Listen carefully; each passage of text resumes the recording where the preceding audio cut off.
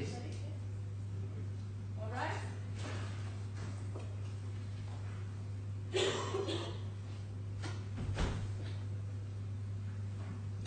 Right, back to it.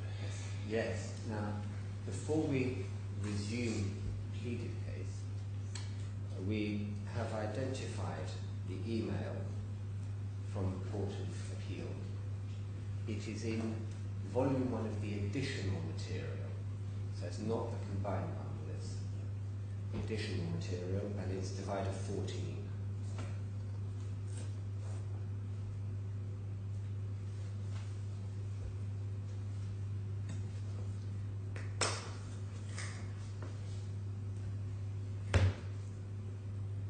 The email from the registry to all parties.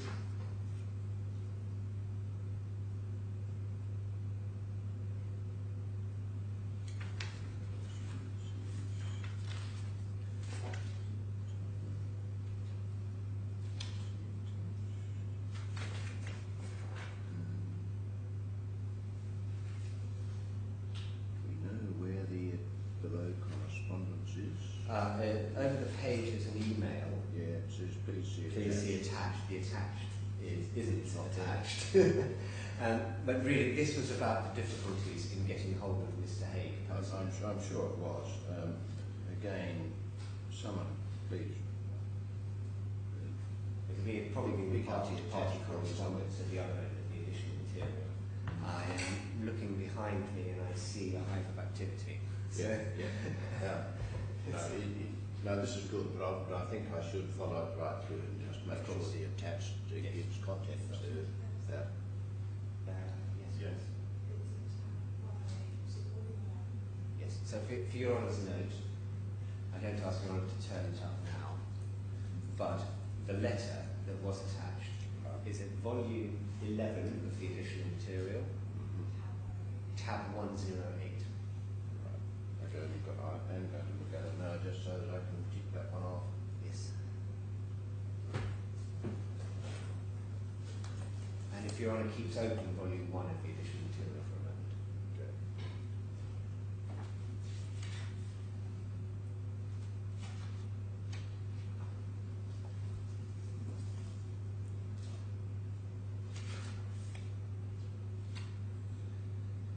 Yes, that's the letter which I had seen about service of hard copies on Keystone Law, but difficulties with the phone. Yes. Yeah. Now, if your honour keeps open volume 1 of the additional material, I'm going to go into the facts for a moment, because your honour has this volume open and hopefully it's the only piece of additional material I'll have to go to. Could your honour turn to divider 15 for a moment?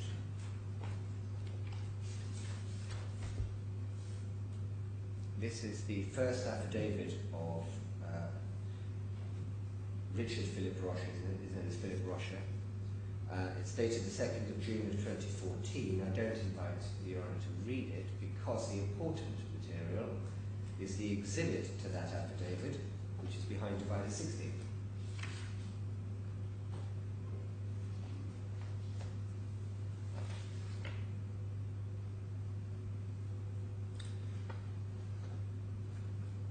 And the first page of that exhibit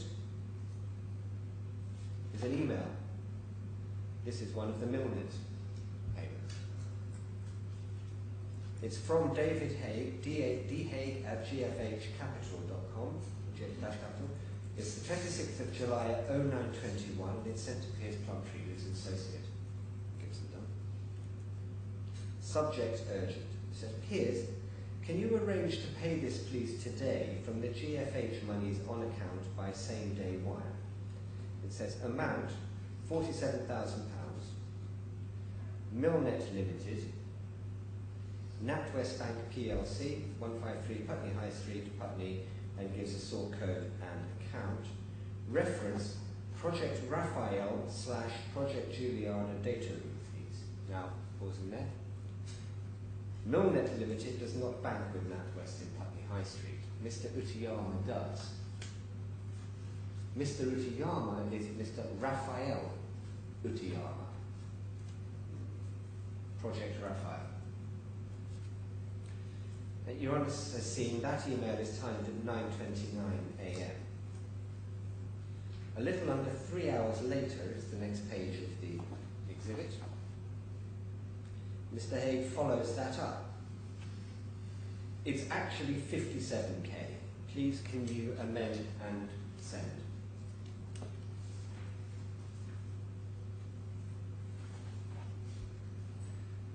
In my submission, it beggars belief that this is a mistake internal to GFH, because Mr. Haigh asked for somebody to pay the rent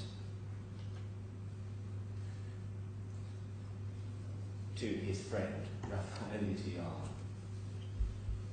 Just give me a second, if you will.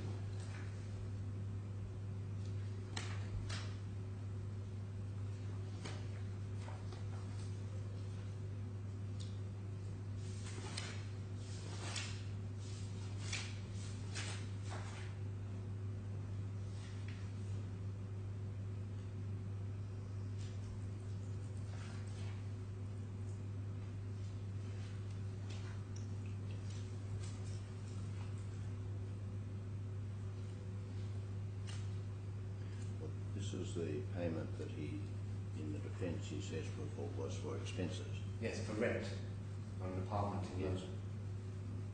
In fact, most of it went to an estate agent called Knight Frank in London. But then there was other rental. I'll address rental in due course.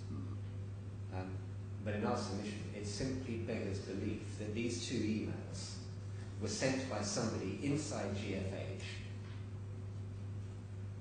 confused about why they were making this payment, and they had somehow managed to conflate Milnet Limited and a project reference with rent. Over the page, please.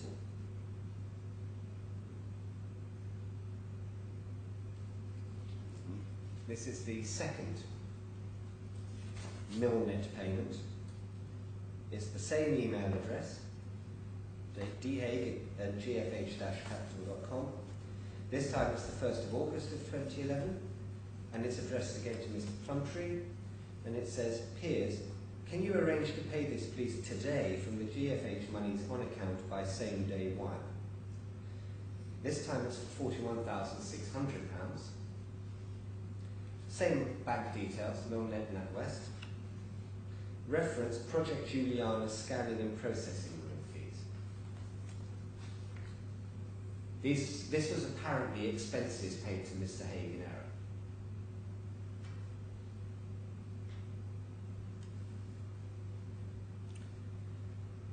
Over the page is the third Milnet payment. It's the 6th of September. But otherwise, save for the amount, which this time is £38,200, and that this time all it says is Project Juliana data room fees as opposed to scanning and processing room fees, it's almost a mirror image of the previous email. Once again, apparently this was somebody confused in the office about expenses paid in error.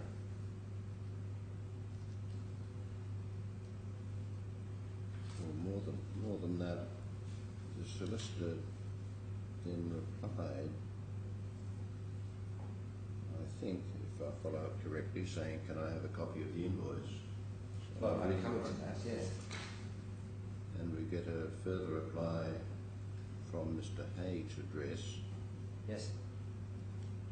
saying, I don't have it, we'll send it. Exactly so. This is the one that he said was somebody else's mistake. Yes. Yes. It shows the value of looking at the evidence sometimes, I think. Well, quite. Because of the way Mr. Haigh has pleaded the case, and because of the bitty nature of the fraud, it actually takes much longer to identify the allegation than it does to prove it in this case. over the page,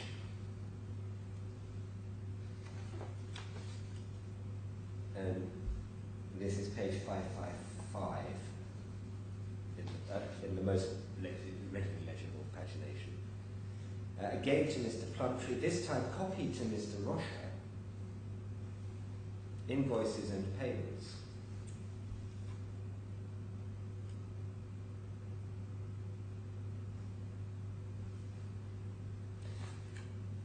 We have today sent funds to pay the invoices outstanding to London and Dubai, please advise. In the meantime, would you be so kind as to transfer the following payments from the monies held on the Rachel client account? One is for Rachel, the other is for Juliana, Dubai Land, for our business intelligence work, because GPW is an investigations firm. I am in London today and may arrange with him to come into the office. And then details. £65,000 to GPW Cooperative Bank London. In fact, the Cooperative Bank account is Mr. Haigh's bank account.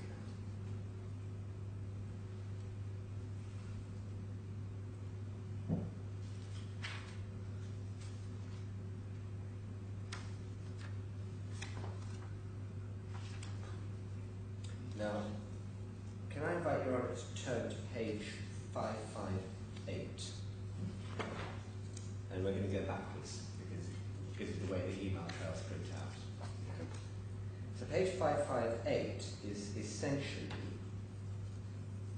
the same email. And your Honour sees Mr. Plumtree has responded. Now if we go back a page, hi David, it's at the foot of the page from Mr. Plumtree. Hi David, our accounts department will need copies of the GPW invoices below payments.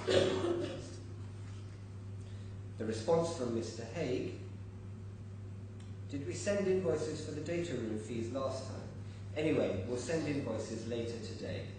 We'd rather not miss cut-off for today, so if they can send in advance, great. Response: our accounts department usually require the underlying paperwork behind transactions. I believe the reason the Milnet transfers went through without invoices was because Philip and Peter were both in the office at the time, which neither are today, but I will check that this is right. The cut-off for transfers is 3:30, so if we can get the invoices a while before then, the payment should be able to go today. Response: okay, no worries, we'll send later.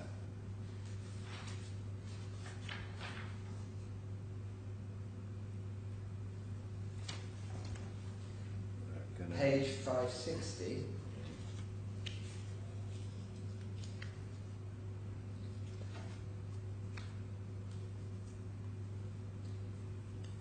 This is the invoice from Mr. Plumtree, this is the email that David Haigh sent to Mr. Plumtree. Invoices, please pay today. Please also confirm you received payment for your invoices.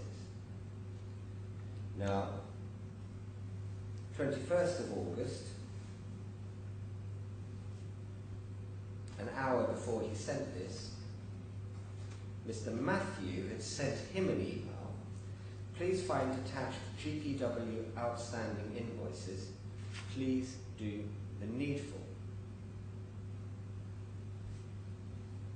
Now, page 562.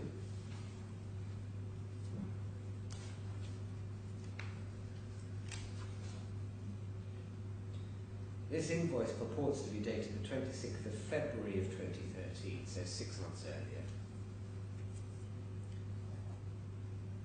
At the foot, does Your Honour see cheque should be made payable to GPW and Co. Backs payment to Cooperative Bank, 1 Bullion Street, Manchester, account name GPW and Co. This is the fraudulent invoice that supports the £65,000 payment to Mr. Haigh. Turning back, no doubt Mr. Haigh would say, well, this is clear evidence that I was being sent fraudulent invoices by Mr. Matthew.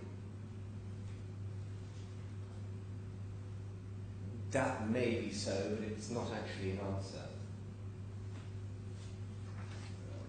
And in any event, Your Honour will be very well aware one can receive an email, click forward, delete the attachments, and add new attachments without access to the server and the metadata. It's impossible to tell. But the point is, the fraudulent invoice seeking payment to Mr. Haigue's bank account was sent to the solicitors from Mr. Haigue's email box, and it was sent at the time of the payment. Now, the reason this is very significant, Your Honour, is that what it means is, if there was some conspiracy to manufacture a false audit trail inside the claimant, it must have been in place as the payments were being made, because they're sent to the solicitor at the same time. So it's not, and in fairness to mistake, he doesn't actually allege in his defence, although he does elsewhere, that this claim has been manufactured after the event. But it must mean that for some reason, the claimant would have set about manufacturing its own fraudulent audit trail, giving false instructions to its own solicitor to mask payments which it had agreed to make to Mr. Haigh. Give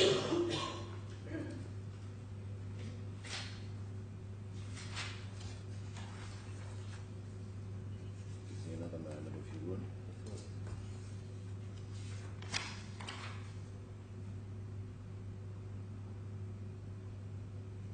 Yeah, thank you.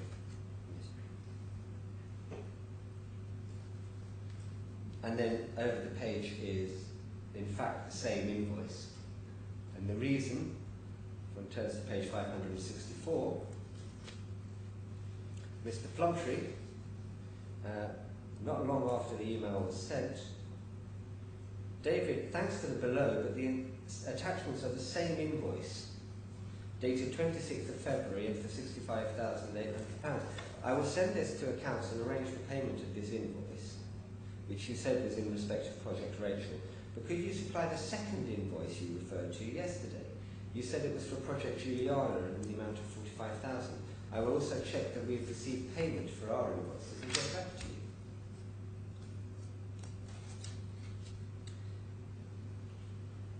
Page 566.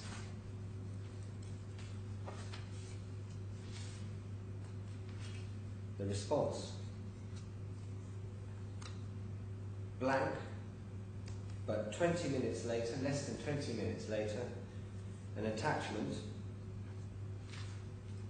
which Your Honour sees at page 568. This time purporting to be dated the 31st of July of 2013 for £45,000, and in the left, at the bottom left, seeking payment once again, Cooperative Bank, Manchester, account name GPW, but in fact it's Mr. Haigue's bank.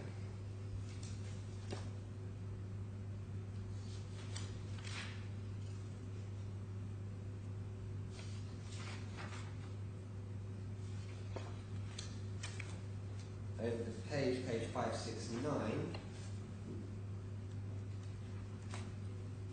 23rd of September. Hi peers, hope you are well. Please can you pay our investigators bill from the money you hold in our Rachel client account by same day chaps today, please. Invoice attached. Page 570 is the invoice. This time seeking £93,800. Payment again to the Cooperative Bank, again GPW, in fact Mr. Haigue's bank account.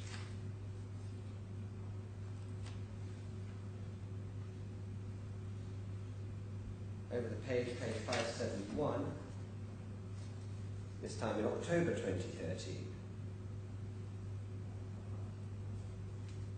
And then there's a payment to Leeds United, Project Rachel, amount 55,531, same Cooperative Bank, but in the name of GPW. Project Juliana, 38,367, GPW.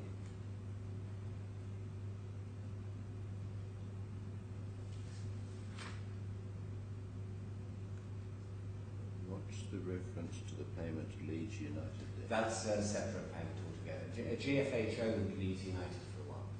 They still own a minority share. Okay. Then, I shan't take Your Honour back to that email. Page 573 is the response. Mr. Plumtree. David, can you let me know who I should get in touch with to get the invoices for the GPW payments?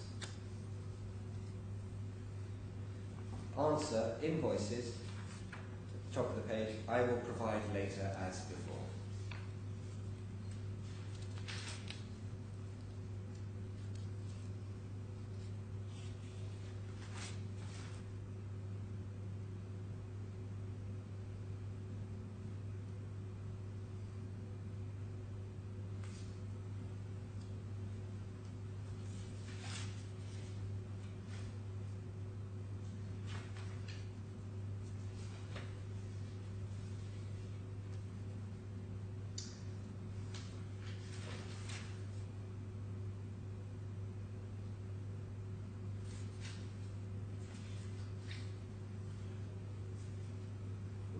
As to all of these GPW ones, or at least as to the ones subject to one addition by amendment, it said these were commission referral fees. Right. Well, we'll come to that because your submissions at the end say something about that. Yes. But leaving aside burdens of proof in fiduciaries receiving commissions for introducing their principles to investment opportunities, this is the evidence to be presented at trial.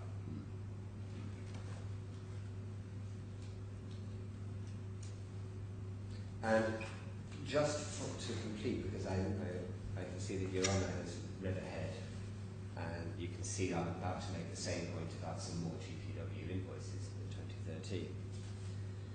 We're going to have to go backwards again, but can we begin, please, at page 578?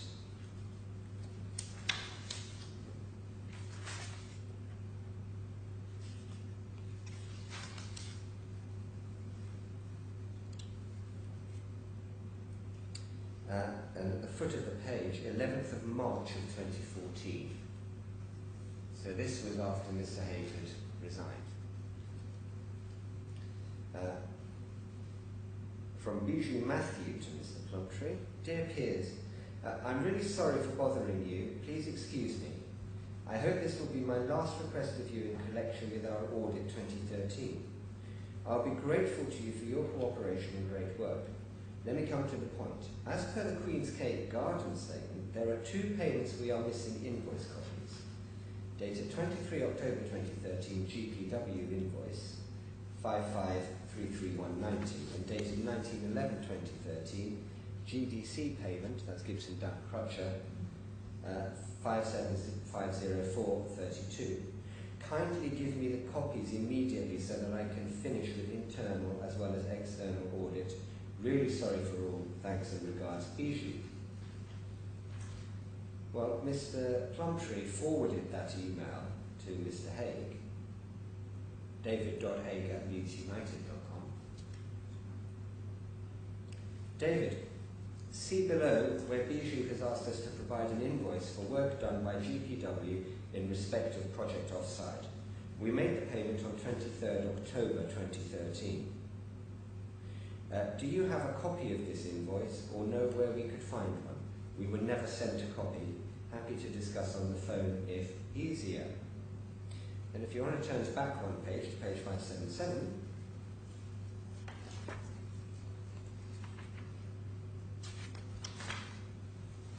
one finds an invoice bearing the date 11th of October 2013 for 55,391.90. Again seeking payment to the cooperative bank, again to Mr. Haigh, what we know to be Mr. Haigh's bank account with GPW & Co. And the page before, page 576,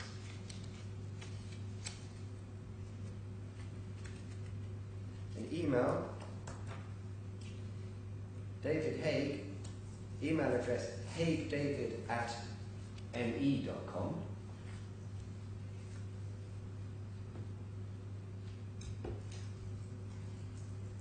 So personal email address, 13th of March 2014, Piers Plumtree, 2 Piers Plumtree, and all it says, have found this, have sent it to office.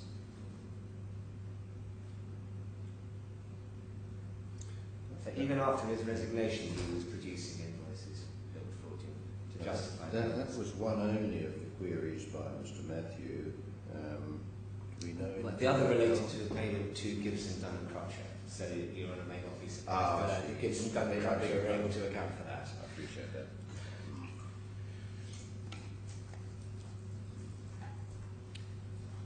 So Your Honour, that is the evidence in relation to instructions to solicitors.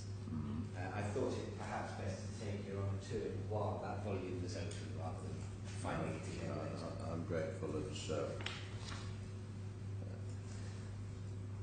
As I said, it's useful to go to the evidence. Yes. And perhaps Your Honour also gets a flavour of why I was cautious about whether we need to actually go through every single payment and every single invoice line by line. Returning to the particulars, I had left off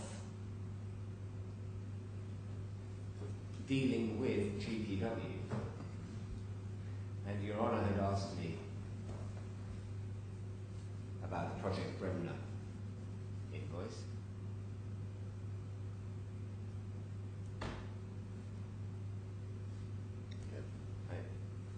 Really, in paragraphs 7,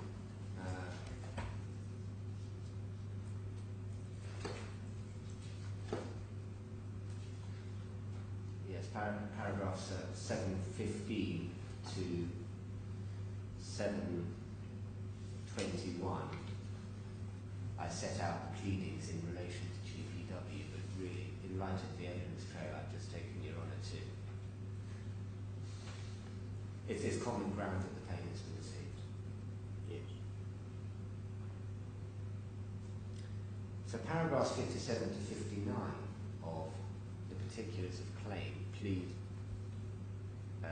the instruction of Mr. Murray of Fountain Court Chambers and the payments that were made to him. Mr. Haigh is once again unable to admit or deny. Mr. Murray's senior clerk has provided an affidavit. Paragraph 60 pleads 33 fraudulent fee notes purportedly raised by Fountain Court on behalf of Mr. Murray with a total value of £1.4 million.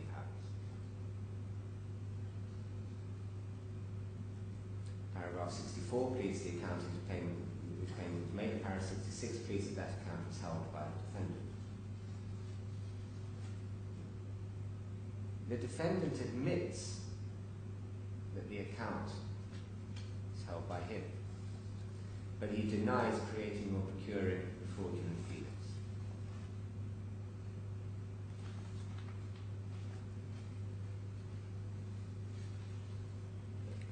This is another instance where I'm not sure what significance there is in it, but the false fee notes, what are said to be false fee notes are 1.4. Yes, and the payments are Payments are much less than that. It's raised the same question in my mind of how does one correlate exactly. And what fortunately, in relation to Mr. Murray, it would appear that the payments are mostly of the same amount as on the invoice. What appears to have happened in this case is that there are various fee notes that were never paid, some of which appear to be duplications. So in effect there's some surplusage in the allegation in paragraph 60, is that right? Well, there's some surplusage in the value of the invoice, the fee notes raised. But once again, we don't claim the value of the fee notes, we claim the amount. nonetheless, I wonder whether I need to be satisfied by someone's attempt to correlate. In other words, take the fee notes and tick or identify a corresponding payment. We have in fact prepared some A3 schedules which I'll take your honour to in due course. But I'll take your honour to examples of the way these fee notes were paid. And again, your honour said it's useful to go to the evidence. And that's, It is, but a schedule like that would also be very useful. Yes. Yes, and I suspect something similar for that for one of the... we've done, what we've done is we started with the bank accounts and worked outwards. So, yes, a little over 1,050,000 was received into what is admitted to be Mr. Haig's bank account.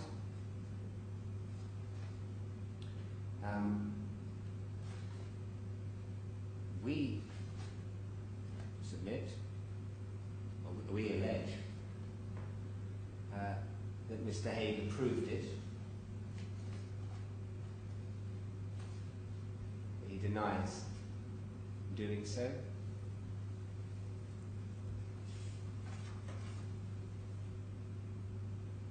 What he says is that all of these payments were for salary due for his role as managing director of Leeds United Football Club and expenses.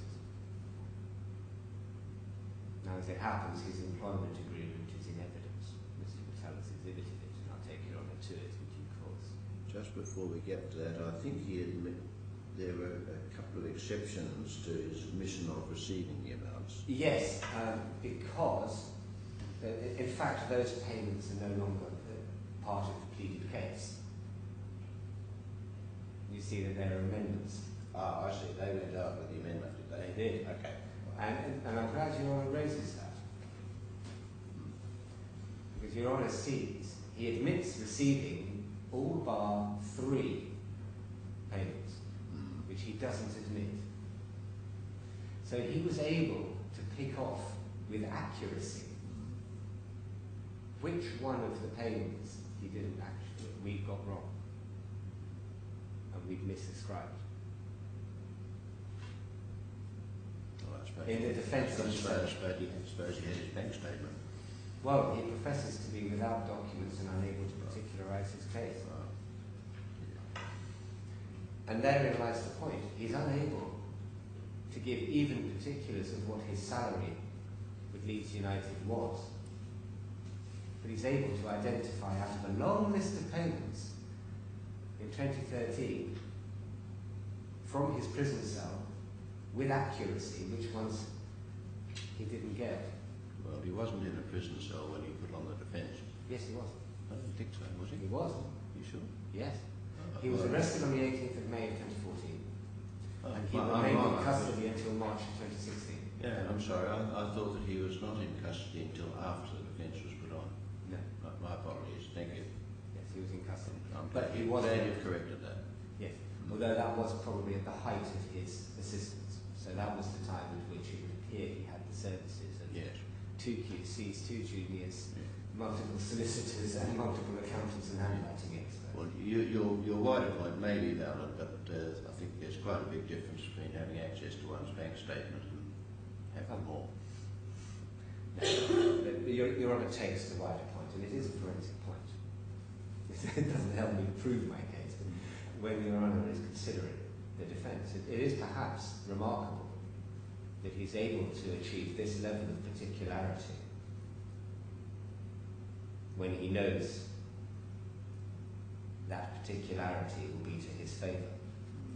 But he's quite unable to achieve the same level of particularity in relation to anything else. Well, now, you're saying that we do have this employment agreement with... We do, and I'll take Your Honour to it. And then once again we have pleas of breach. Then paragraph 65 and 66 of the defence.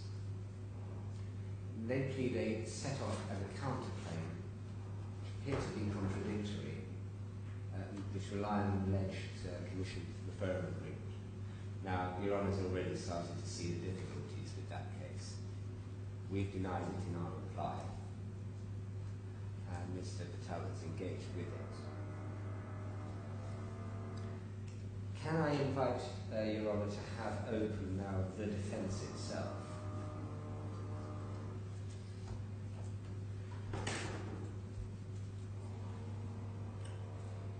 Paragraph 2, Mr. Haigh claims to be unable to plead a particularised defence without disclosure. And paragraph 3 is a summary of his case. Paragraphs 4 to 14 are a range of allegations made against GFH.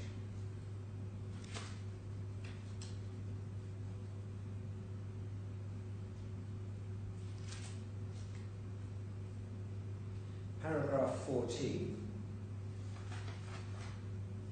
The claimant engaged in regular practices of false invoicing and false accounting from late 2012 to 2014, that is the period covered by his fraudulent invoices. The reason for doing so was in order to hide from the Bahrain Board and the CBB, that's the Central Bank of Bahrain, their involvement in specific projects, the source of their funding, and non-legitimate payments being made by the claimant to various third parties. Further, this practice was designed to manipulate quarterly and other financial results of the listed parent company, GFH BSC.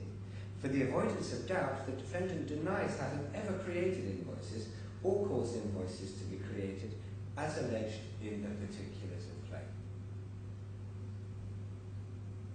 Now, if Your Honour is against us on immediate judgment, we've asked for this section of the defence to be struck out as wholly scurrilous. But Your Honour has noted, there is not a single attempt, even the most cursory attempt, to link these allegations in this paragraph to Mr. Haigh's denial of having created fraudulent invoices. But because there isn't such a connection, if it is connected in any way, it must be Mr. Haigh's case that this fraudulent audit trail was created by people within the claimant and or its parent to hide from the claimant and its parent and the Central Bank of Bahrain that it was making payments, to Mr. Haigh that it had agreed to make for perfectly proper reasons. Just on its own, it is so inherently implausible. Yeah, well, in fact, he was entitled to £1 million as salary for his services to the football club. Why was it hidden like this? Well, this is the point. That's your point. That's the point. Similarly for others. Exactly. But that's perhaps the most stark. Quite so. Quite so. Now, in the next sections of my skeleton argument, I address the law.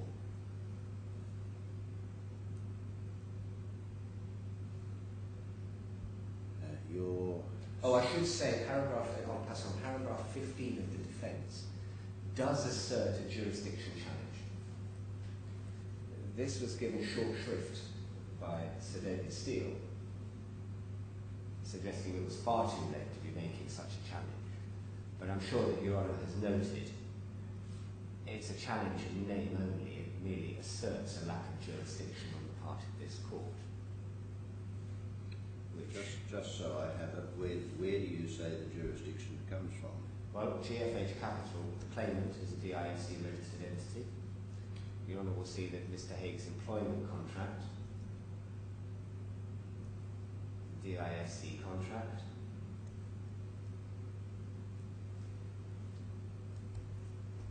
certainly some of the acts which perpetrated this fraud took place within the DIFC. I need to remind myself of Article 7. The fact that GFH Capital is a DIFC registered company is enough because it's a case that concerns a DIFC entity. The wording, it's an enough that the claimant is a DIFC registered entity? Right, that'll do. I'm not doubting it, but I just could not remember. Yeah, no, fine. You want to imagine we looked it up. Yes. And then we can go further. The defendant's employed by a DIFC employment contract. Some of the events took place within the DIFC, but the claimant is registered is enough. So, as Your Honour indicated, ultimately this is not a very complicated case. This is a case about theft of our money. But, for the sake of good order, I refer, Your Honour, in paragraph 9 of my skeleton argument to FHR European Ventures and Senior Capital Partners. Your Honour has a copy of the decision in the authorities bundle, which I hope has found its way to Your Honour. Yes. I have quoted various passages from the judgment of Lord Newburger of Abbotsbury. I've read these, and there's nothing in this that causes me astonishment. Well, quite. Quite. What it shows is the law is now simple and clear. And what it will also show is that Mr. Haigh actually bears the burden of proving his set-off and his receipt of commissions. But that's by the by, because we say that the case just doesn't get off the ground with the commissions case. As Your Honour identified, there's nil net payments said to be commissioned.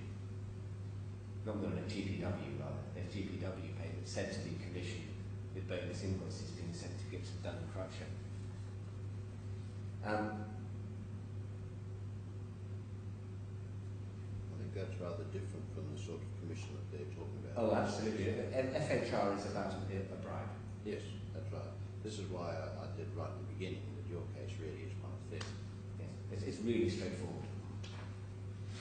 And also, one may go on, it's very straightforward, that if we can then trace the proceeds of that theft, it's our property. That again is hardly earth-shattering law. One can now do things rather more simply than was the case when this application was lodged. That's the one benefit of the delay, because of the Privy Council decision in the Federal Republic of Brazil, which I'm sure Your Honour has also seen. What they call backward tracing. Well, this is quite irrelevant, but a former colleague of mine back in Australia has written an article in which he says that the Supreme Court was totally and completely wrong. However, I apply the law of England way.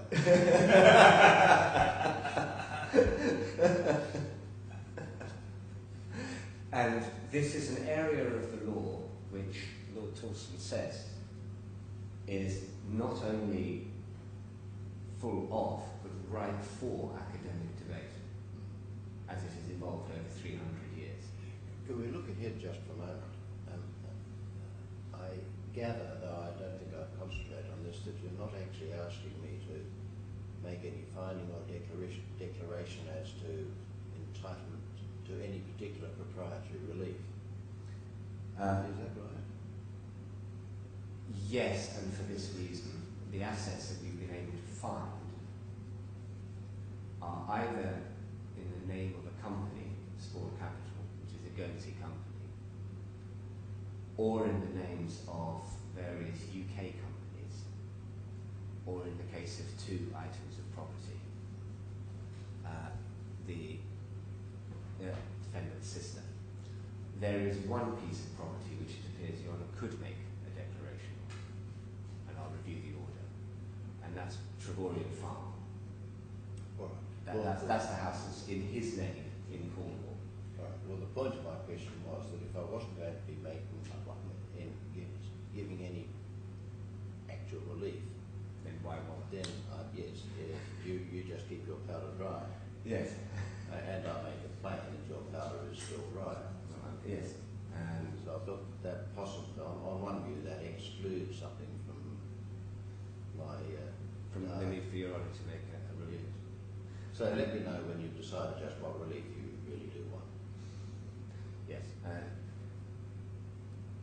In one sense, it makes the case even more suitable for summary judgment in this court, for immediate judgment in this court. It does, yes. And Your Honour will be no doubt alive that had we attempted to join half a dozen companies in the UK and Guernsey, and then an individual in the UK, to these proceedings, seeking final relief against them, we could have faced all sorts of jurisdictional issues. Even as to the property you mentioned, which might be in Mr. Haigh's name, my recollection, again, well, it is real property situated abroad, so... Yes, and also I think that you did say in your particulars of claim that you did not seek any particular relief. We don't, and that's another thing. So it will be rather hard to give immediate judgment on all of that. Quite. Probably the correct place for declarations to be made about the ultimate ownership and entitlement of real property situated in the United Kingdom is, of course, of the United Kingdom. That would be my reaction. Anyway, let me know in due course. But yes, as we work through it, that has to be right. This court must determine Mr. Haigh's liabilities as to who is entitled to land in the United Kingdom and buildings on it. Perhaps it should be done by the United Kingdom courts. Well, anyway, maybe we don't need to decide, but I think there might be procedural difficulties in any event. Yes. Right. The next issue of law is this case suitable for immediate judgment and the principles to be applied. Paragraphs 12 and 13, I've quoted two first instance decisions of the English High Court. I don't do that because they are earth-shattering. I do that because the judges concerned, very helpfully, if I may say so, summarise the very well-known and very well-settled principles. Well, again, I have read that and nothing surprised me. Quite. And so the issue for Your Honour, really, on the question, is this case suitable for summary judgment at all? Because there are two strands. One is, we have 8 volumes just of core bundle. But ultimately, as Your Honour can see, the issues are within a narrow compass. The other is these are allegations of dishonesty. And is that appropriate? Well, I've referred to that, paragraph 18. And Wrexham Association Football Club and Crucial.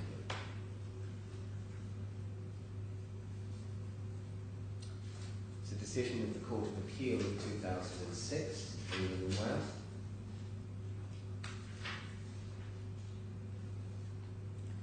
And it may be as well to take Your Honour to it.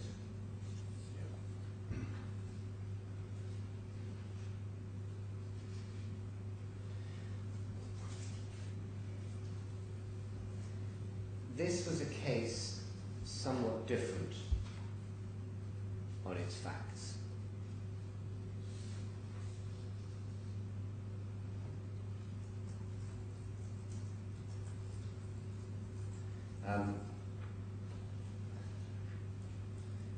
They're lengthy, they're a little convoluted,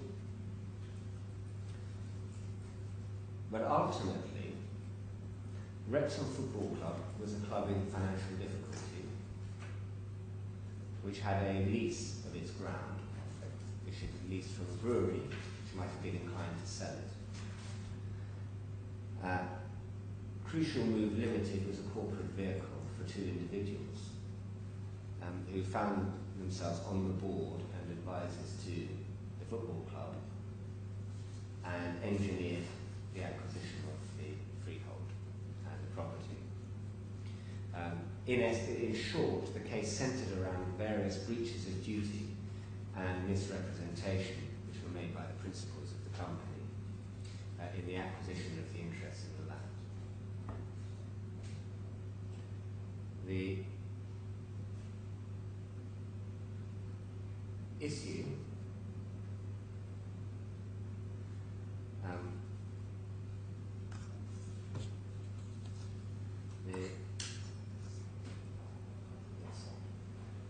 the pleaded cases that were an issue in that case, you want to find in paragraph 26 of You know which tab it is in the authorities bundle. No. Yes. I've got it open in front of me. Fifth. Yeah, I've got it. Paragraph 26 is the pleaded cases.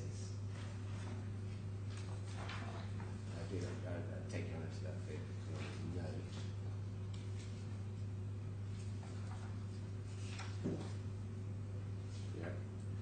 And paragraph 30 is the judgment below.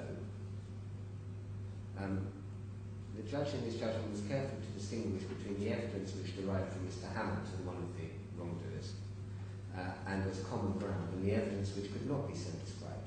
He noted that the application proceeded on a very narrow front. He concluded, paragraph 23 of his judgment, there could be no real dispute about the following matters. A. Mr. Goodman, the other wrongdoer, was acting in all material times as an agent for the club, and as such owed fiduciary duties not to profit from his fiduciary position and to avoid conflict between his fiduciary position and his personal interests. B. While acting as agent, he was able to secure the opportunity for the club to purchase the freehold from the brewery. C. At all times after 6th of February, he had a personal interest under the joint venture agreement in arranging the property interests in the ground so that he and Mr. Hamilton could redevelop it. D. The acquisition by CL of the freehold, is crucial with, would promote those interests. E. From 17th April 2002, Mr. Goodman was under a contractual obligation to Mr. Hamilton to conduct the management and control of the club with the sole and main objective of realising the maximum potential gain from its property assets for the benefit of himself and Mr. Hamilton, an obligation in direct conflict with his duties to the club. F. Mr. Goodman thought, and Mr. Hamilton knew that he thought, that pursuing the purchase of the freehold in the name of the club rather than the name of CL, as the intended true purchaser, conferred an advantage, and negotiations with the brewery were begun and continued with that in mind, Mr. Hamilton having an equal role in those negotiations with Mr. Goodman and acquiescing in that approach. G. At the very least, this provided grounds for the club to claim this crucial move must account to the club for any benefit it derived from the transactions in which it used the club's name for its own purposes.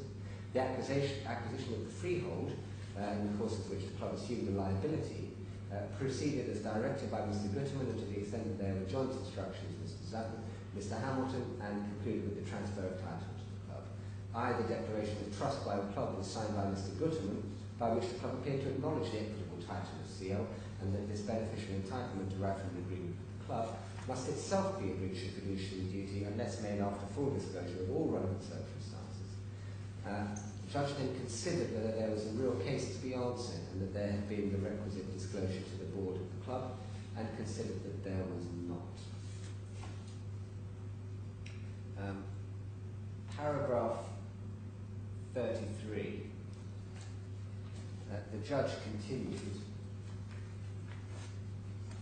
but although that is my view of the law, my assessment of the respective cases had led me to the view that there might be a different outcome depending on whether it was for Mr. Hamilton to show good faith or for the club to prove a lack of good faith. I would incline to the view that the matter should proceed to trial. However, I am clear in my view that the assessment yields the same answer whichever approach is taken. In my judgment, it is fanciful to suggest that Mr. Hamilton acted in good faith in relation to the declaration of trust, when it is demonstrable from uncontroversial material from his own case that he knew, A, that the whole object of Mr. Goodman's and his own involvement with the club in the first place was to promote a redevelopment of its stadium to their personal advantage. B, that Mr. Goodman was chairman and director of the club. C, that Mr. Goodman had a personal interest in the acquisition of the freehold through his admitted interest in the JVA. That Mr. Goodman had promised Mr. Hamilton that he would exercise his powers of control and management within the club with the sole or main objective of realising the maximum potential gain.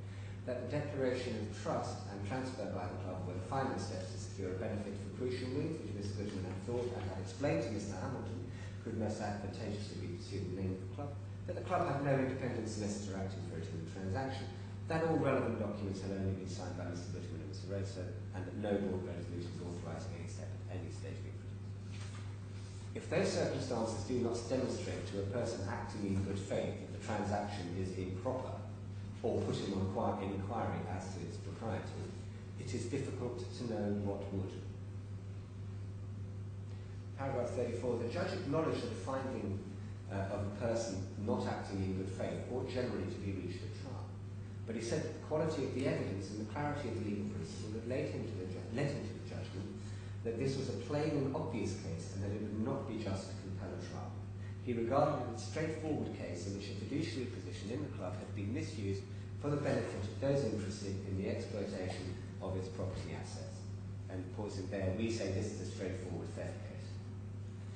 He therefore granted a declaration that the freehold was held by CL on trust for the club, subject to a charge in CL's favour to secure the purchase price of £300,000 and the cost of acquisition of the freehold and such other sums and allowances which CL was entitled to claim. Then there was an appeal. Paragraphs 37 all the way down to 47 deal with the question of whether the judge was right to find a lack of good faith. Paragraph 48. Under the heading Summary Judgment when good faith is in issue.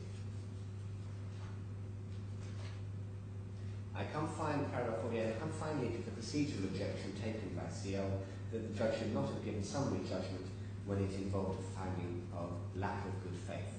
This was the point which caused Lord Justice Jonathan Parker to give permission to appeal. And then the arguments are summarised. Paragraph 51. The judge was well aware that the conclusion that a party has not acted in good faith ought generally to be reached at trial. However, it has not been suggested that the conclusion can never be reached on a summary judgment application, and it must depend on the circumstances of the particular case whether the point can be decided without a trial. The seriousness of the allegation against Mr. Hamilton, which was acknowledged by the judge, does not oblige the court to dismiss the application for summary judgment. In this case, the judge has been led to his conclusions by the quality of the evidence derived from matters which were common ground or had been adduced by Mr. Hamilton, and the clarity of the principle involved. It was said by Mr. Friedman in his supplemental skeleton argument that recent cases show that the law in this area is open to development, and reference was made to the editor remarks of Lady Justice Arjun Murad and Al-Sarraj, to the effect that the harshness of the equitable principle might be tempered by a modern court in some circumstances. For my part, I cannot see how any such tempering could be done by a court below the House of Lords, and in fact when the Supreme Court got the chance they declined. I very much doubt if the present case would be seen to be an appropriate case for the relaxation of the principle. The judge, in my opinion, was entitled to give summary judgment in the circumstances of this case as being a just disposal of the issue in question. There was no real prospect of CL succeeding in its defence of the club's claim in respect of the declaration of trust, and there was no other compelling reason for the trial of that issue. And then there's a final point. At the foot of that page, paragraph 55, is the President of the Queen's Bench Judicial, Sir Eagle Judge.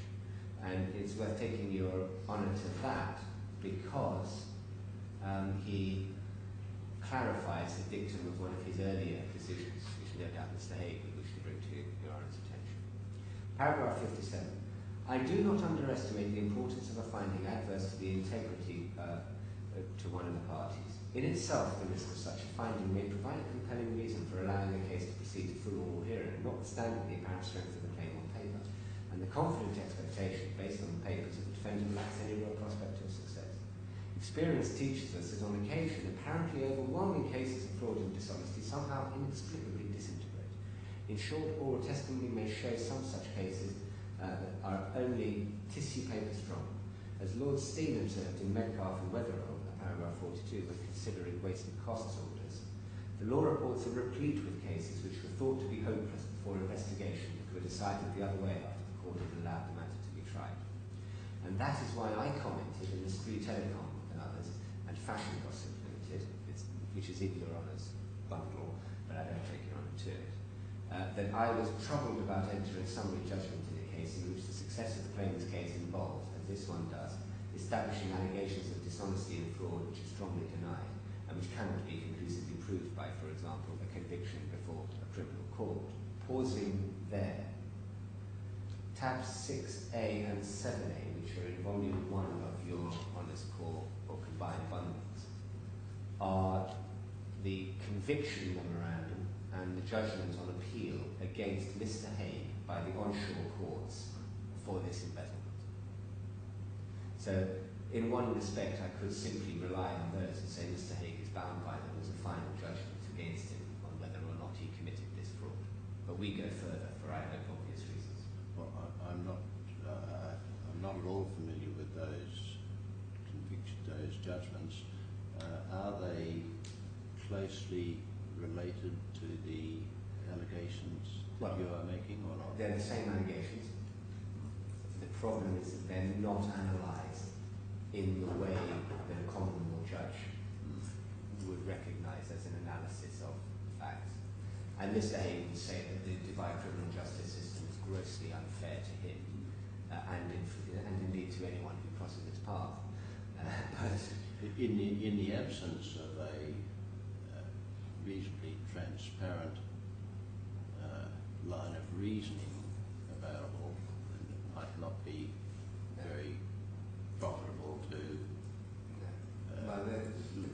rest weight on those.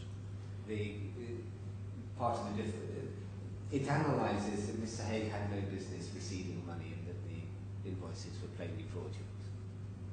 Now, a jury would say guilty or not guilty without analysis, and certainly in England and Wales, and probably Australia too, that would be sufficient in any civil claim for proof. Provided the indictment alleged alleged insufficient precision, something corresponding to the civil case.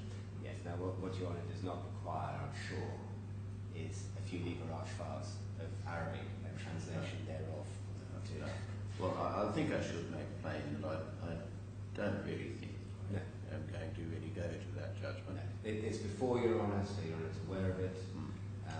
On one view, Mr. Haigh is bound by it, but to be honest, it's an argument we don't need to have. I think your case will need to be made out independently. Yes, I'm grateful for that. And so, picking up again, paragraph 58.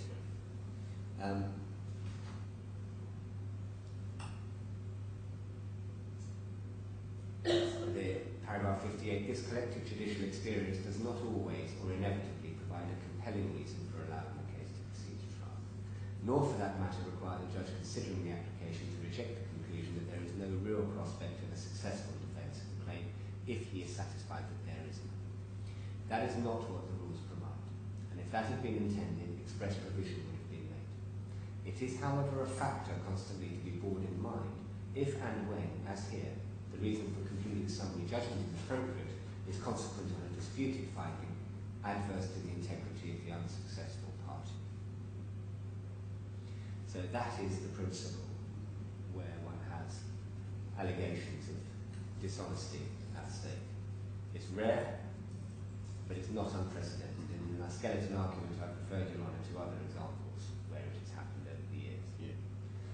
They're turned on their facts, they're not statements of principle that merely shows that this isn't a theoretical. Right. It shows that it has been done. Quite. But the important point is the Court of Appeal, England and Wales, is very clear that just because it's an allegation of fraud doesn't mean that it must go to trial. That must be right in principle, and it must depend on the particular facts and the degree of satisfaction that there is no defence. Quite so. And then, Your Honour, the final point of law, which I addressed, Your Honour, within the skeleton argument, I have referred to the statement of Lord Nichols in Re-H, which I think has become one of the locus classicus, yes, one of the locus classicus of standard and burden of proof, sometimes said to be the last refuge of the scoundrel, but one which I should address Your Honour on for the sake of completeness, because of the nature of the allegations, but also because, in due course I'll submit, this actually assists you. It's paragraph 15.